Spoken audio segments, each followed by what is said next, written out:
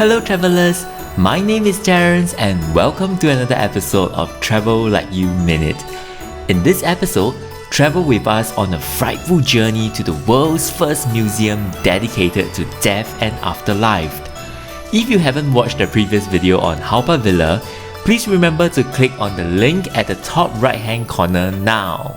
The museum has incorporated the world-renowned 10 Courts of Hell, which is based on Taoist and Buddhist teachings of punishments in the afterlife. The museum is split into 10 different stations, each providing unique insights on how death and the afterlife are viewed and interpreted across religions, cultures, and the ages.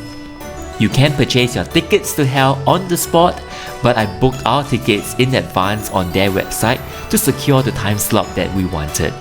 I will link the website in the description below for you.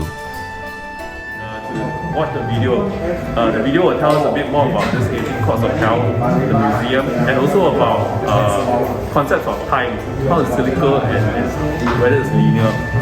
Okay, let's go. We watched a well-presented and insightful video that sets the premise of discussing the usual taboo topic of life and death. You are encouraged to watch the video and follow the route to all 10 stations. We felt that it was so good that we watched it twice, no kidding. This section explores the question of what happens to us when we die. The question is answered through the lens of time and the various religions that fit under the belief of time being cyclical or linear.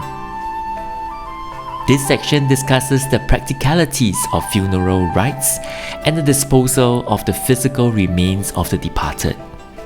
This station will also allow visitors to dig deeper into how a densely populated and land-scarred Singapore manages the practicality of death. You can step outside into the museum's very own graveyard, showcasing Singapore's unique void deck funerals.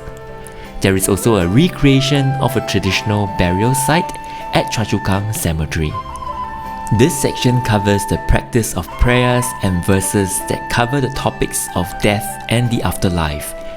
Certain beliefs see prayers as a form of petition for departed souls, while others as an encouragement and reminder for the living.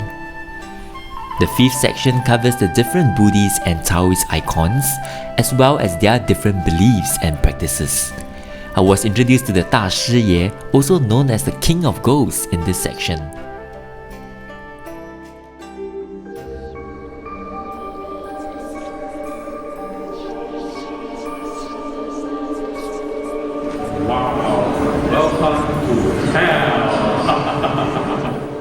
Built as a warning to live a virtuous life, many might be familiar with the disturbing dioramas illustrating the judgments in hell awaiting liars, cheaters, murderers, and other unsavory characters.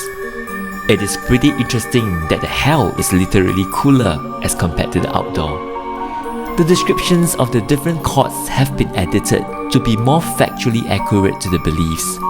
What I like is the background audio with hair-raising screams that used to plague us in the past is now gone.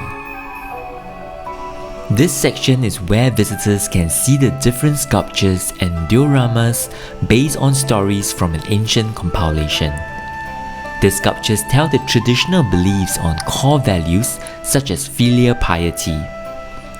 Karmic theory can be and is commonly related to Buddhist concepts. Here, you can see a diorama that depicts this core concept.